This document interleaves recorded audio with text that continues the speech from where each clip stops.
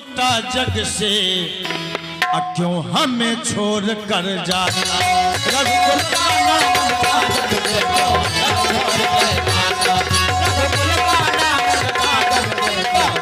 छोड़ कर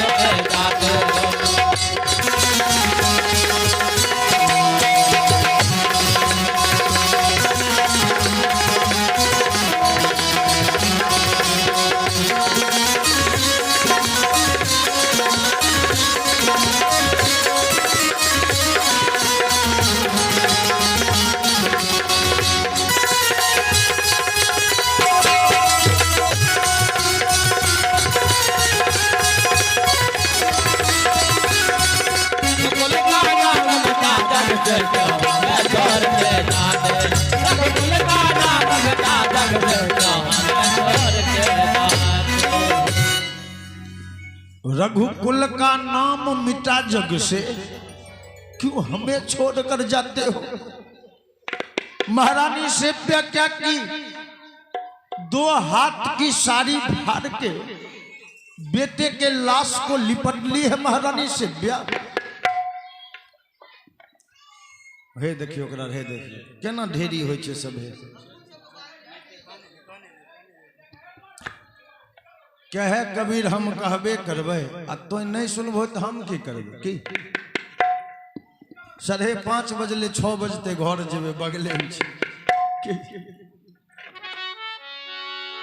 महारानी सेव्या बेटे की लाश को आंचल से लपेट ली है और लाश लेके चल दिए।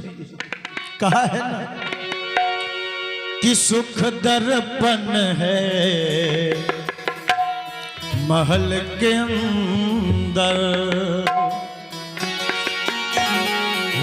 अहो सुख दर्पण है महल के अंदर,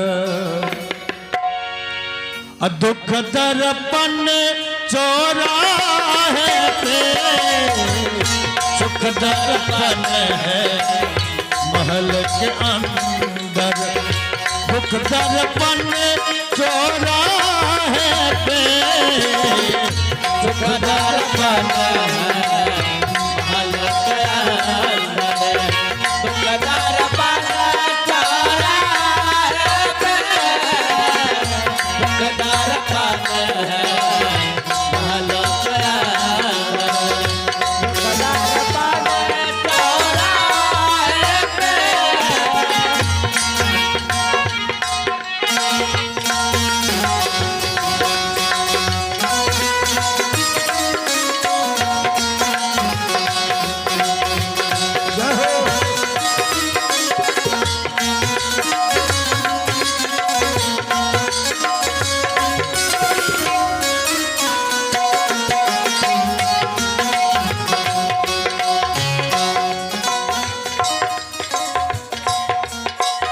देखिए ये हमारे कौशल बाबू के सुपुत्र हैं मयंक बाबू।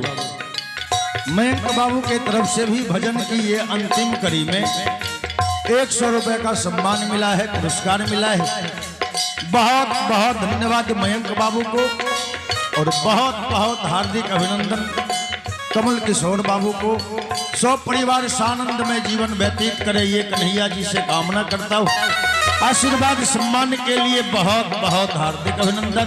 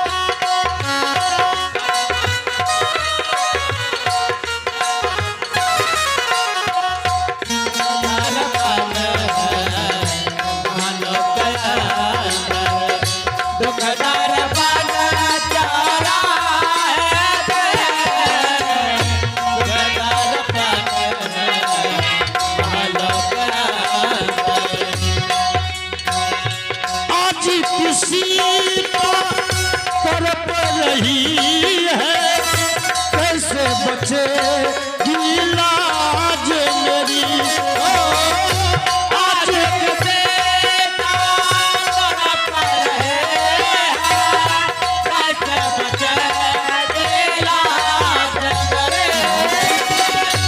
आज किसी तरफ रही है कैसे बचे लाज मेरी आज कैसे तड़प रहे हैं, कैसे बचे लाज मेरे। एक भी राम नजर नहीं आए एक भी राम नजर नहीं आए सौरागन चौराहे पे एक भी राम नजर न आवे, सारा मन चौराहे पे तरपन है भलो के अंदर।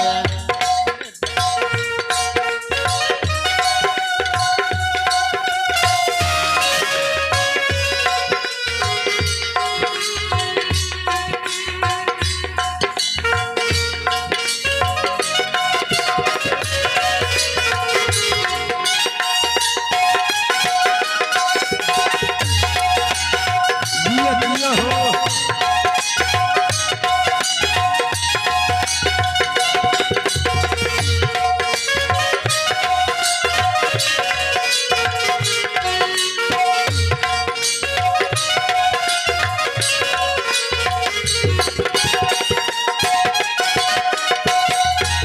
दिया दिया हो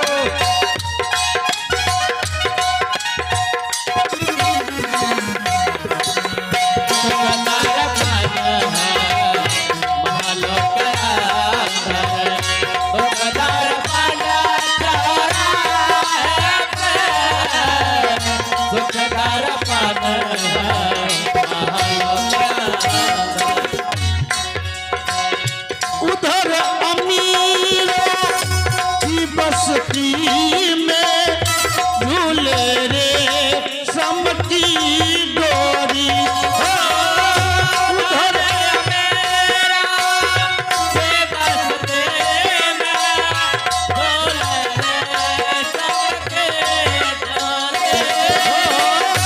उधर अमीरों की बस्ती में झूले रे सम की डोरी उधर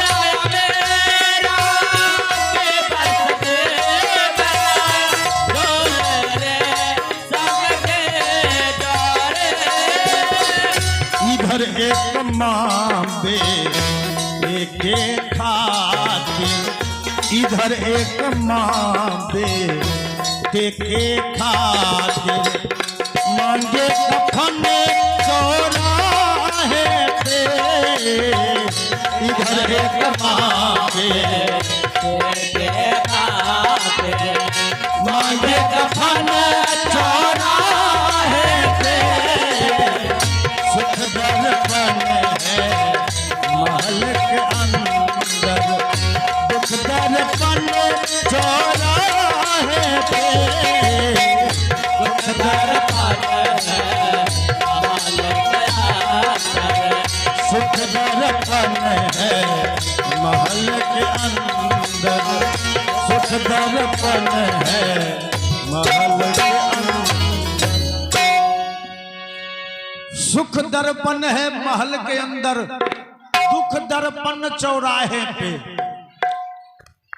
आज की सीता तड़प रही है कैसे बचेगी लाज मेरी एक भी राम नजर नहीं आए सौ रावण चौराहे पे उधर अमीरों की बस्ती में झूले रेशम की डोरी इधर एक माँ बेटे के खातिर मांगे कफन चौराहे पे महारानी सेव्या रोती हुई अपने मालकिन के घर पर गई और मालकिन के घर पे जाके कही ए मालकिन आज मेरा बेटा मेरा साथ छोड़ दिया मालकिन, आप मेरे बेटे के दाह संस्कार के लिए कुछ पैसे दे दो, मैं अपने बेटे को दाह संस्कार करके आऊंगी, फिर जीवन में कभी एक पैसा की उपेक्षा नहीं रखूंगी।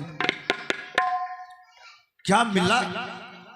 ब्राह्मणी कही पापनी निकल जा मेरे घर से, आज तू अपने बेटे को खा गई हो, कल से तू मेरे बेटे पर हाथ लगाओगी, चली जा यहां से, आज के बाद कभी इस दरबार में मत आना।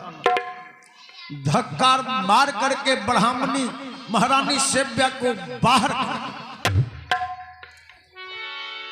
महारानी सेव्या बेटे के लाश को लिए पहुंच गए श्मशान घाट में, चिता की रोशनी में बेटे के लाश को रख दी और जला हुआ लकड़ी चुन चुन करके महारानी सेव्या इकट्ठा करना शुरू कर दी। महाराज हरिश्चंद्र का नजर पड़ गया कि अंधेरी रात्रि में श्मशान में कोई अकेली औरत आई है।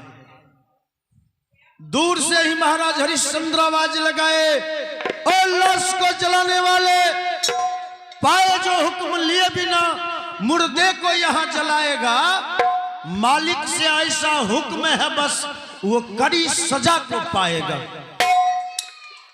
इस घाट का नियम है 4 आना पैसा और 2 गज जो कफन देगा वही लाश को जला सकता है, नहीं तो यहां दूसरा कोई लाश को नहीं जला सकता है।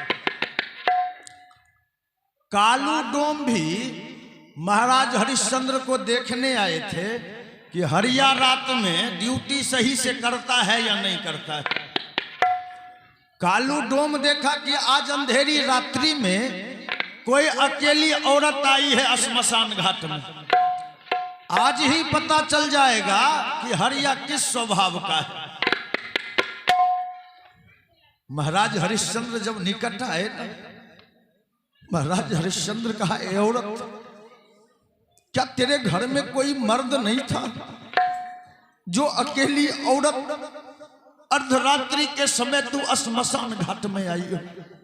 औरत, अगर तेरे मर्द घर में नहीं था तो क्या आस पड़ोस वाले भी कोई नहीं था जो तेरे बेटे को लेके श्मशान में आके दाह संस्कार कर सके? ये जो बात महाराज हरिश्चंद्र कहे ना, महाराज हरिश्चंद्र की आवाज को सेव्या पहचान लिया। महाराज हरिश्चंद्र का शरीर ऐसा जर्जर हो गया था कि शरीर से अपने पति को महारानी सेव्या नहीं पहचान सकी, आवाज से पहचानी।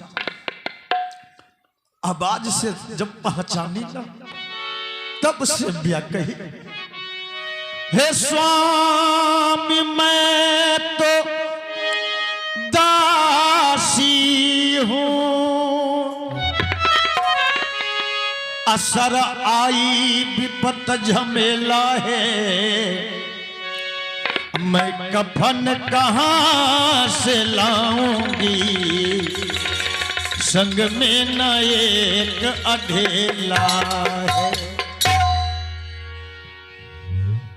महाराज हरिश्चंद्र को जो स्वामी कहे ना, महाराज हरिश्चंद्र कहा, औरत, तुम इस हमें स्वामी कहती हो, तो औरत तुम्हें पता नहीं है कि हरिश्चंद्र को स्वामी कहने का कितना बड़ा सजा भुगतना पड़ता है। ए औरत, इसी काशी में कहीं हमारी सेव्या होगी, तू जाके हमारी सेव्या से पूछ लो कि हरिश्चंद्र को स्वामी कहने का क्या सजा भुगतना पड़ता है। महारानी सेव्या कही, स्वामी, इस काशी में कोई दूसरी भी सेव्या है आपकी? स्वामी, मैं ही आपकी सेव्या हूं, जरा आप अपना मुख तो इधर घुराइए। पराई औरत समझ के हरिश्चंद्र मुख घुराया नहीं था। अब जब मुख सीधा किए, महारानी सेव्या को जो देखी, महाराज हरिश्चंद्र कहा, है सेव्या, क्या ये नीचे में जो लाश पड़ा हुआ है कहीं मेरे बेटे रोहित का तो लाश नहीं है सेव्या? सेव्या कहिए हाँ स्वामी। महाराज हरिश्चंद्र कहा सेव्या कहीं मेरे बेटे को सांप तो नहीं काट लिया है? सेव्या कही हाँ स्वामी। एक विषधर का टलिया वन में। महाराज हरिश्चंद्र कहा है भगवान देख ले भगवान, आज तूने सारे स्वप्न को सत्य करके दिखा दिया। तो ये भगवान ऐसा मत सोच लेना कि पुत्र के मर जाने से मैं तुम्हारा रास्ता छोड़ दूंगा। नहीं भगवान, जब इसकी जरूरत हमें थी तो आपने बेटे को हमें दिया लेकिन आज रोहित की जरूरत आपको हो गई है तो हमें आपको कोसने का कोई अधिकार नहीं है। रोहित महाराज हरिश्चंद्र सेव्या से कहा ऐ सेव्या, अहो सेव्या तू दिल से दूर हटा, इस घड़ी न तेरा सोहर हूं। अहो दूंगा मैं छोड़ कफन कैसे, आखिर मालिक का नौकर। दूंगा मैं छोड़ कफन कैसे, आखिर मालिक का नौकर। दूंगा मैं छोड़ कफन कैसे, आखिर मालिक का नौकर।